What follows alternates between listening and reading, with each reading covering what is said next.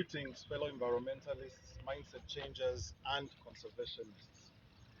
We are back to talk about the environment with you. Specifically, we want to talk about the floods in Lusaka. What exactly could be the reason behind all these floods?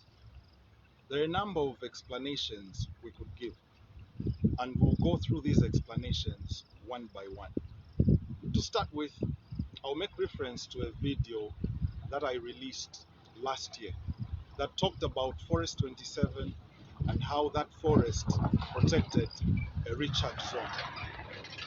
I'll go further to explain that there are a number of recharge zones. So Forest 27 is just one of them. Within Lusaka, you have a number of recharge zones, but we should really say there were a number of recharge zones because those recharge zones are no longer there. They've been replaced by development. We'll go step by step. Right behind me, we have arcades. That used to be a recharge zone. Unza, where you have the Goma Lakes on the right, if you're coming out of Unza, the area on your left where you have the tall trees, that's a recharge zone. After Unza, heading towards East Park, the area where you have the mall, that used to be a recharge zone. When you get along Tabumbeki Road, heading towards ZNBC, that area where you have offices on the left and right, that used to be a recharge zone. So a recharge zone is a place where the water sinks into the ground. So when you put concrete on the area where the sink or drain used to be, of course you expect the water to stay right on the surface and then start flowing. So this water you're looking at right now flowing, this water is coming from Tabumbeki Road.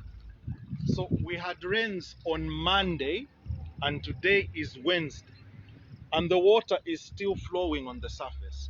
The majority of this water should have found its way into the underground, but it cannot because of the concrete ecosystems that we have created.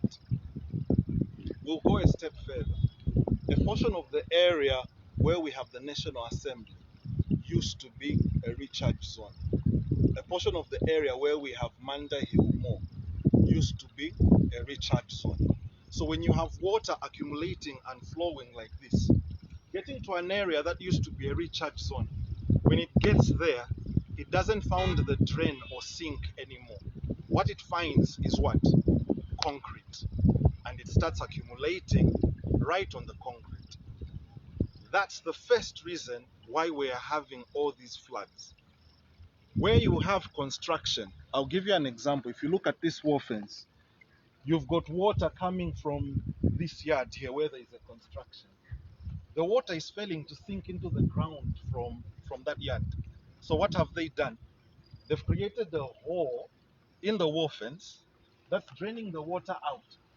And that water is coming out to join this water that's coming in from Tabumbeki Road. So the concrete ecosystem has replaced the natural ecosystem. The ground is no longer a sink or drain.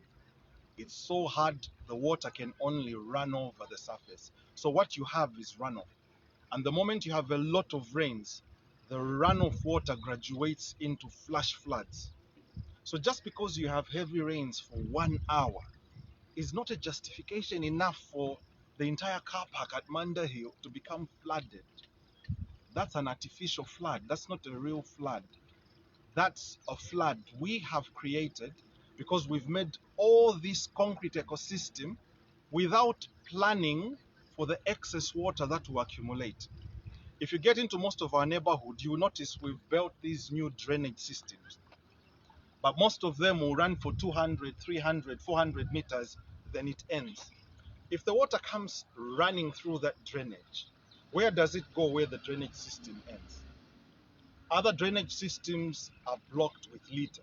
Even right here, if you look at this drain I'm talking about, what you will notice are plastic bottles, Hungry Lion packs, those are the things that end up blocking the drainage down where the water is going. So it's obvious that you're going to get flooding with the way things are right now. The other recharge zone we had is right on the other side where you have the Nasdaq Sports Complex. That also used to be a recharge zone. This entire area was a swampy area. After Unza, there's a stream that runs through Unza, crosses Greatest Road to the other side, which is called Marshlands.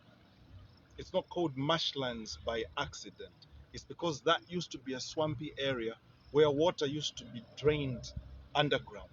But what you have now is a concrete jungle, so the water just keeps on flowing on the surface. So first reason, the creation of concrete ecosystems that are holding the water, creating runoff, and excessive runoff is leading to these flash floods that we're experiencing in Lusaka. Second reason why we're having a problem is because of the cutting down of trees.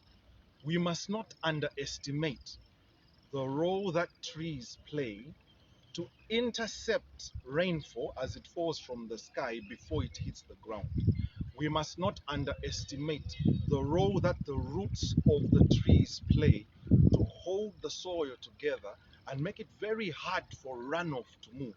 They literally block the path of the running water.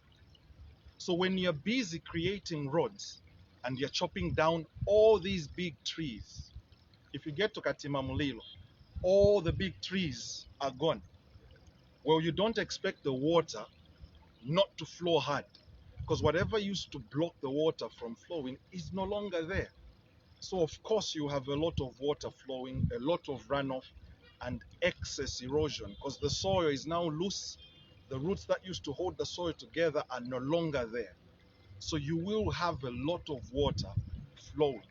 That's the reason why it's important for us to plan as we build these estates and complexes, as we build roads.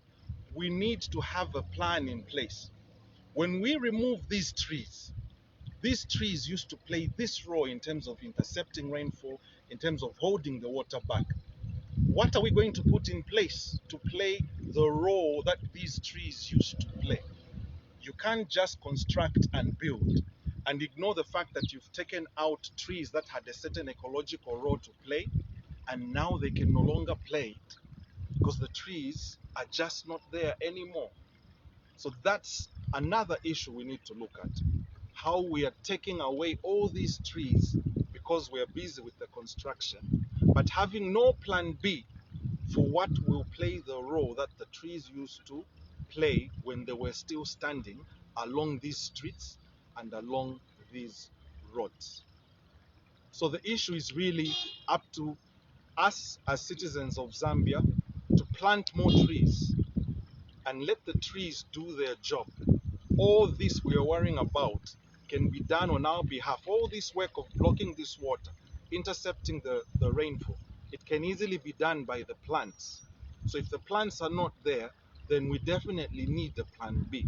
We need to plant more trees. We can't replace the big trees that are gone, but we can plant other trees that in a few years' time will continue to play the role of controlling the water movement on our streets and in our communities. We just thought we should share this with you.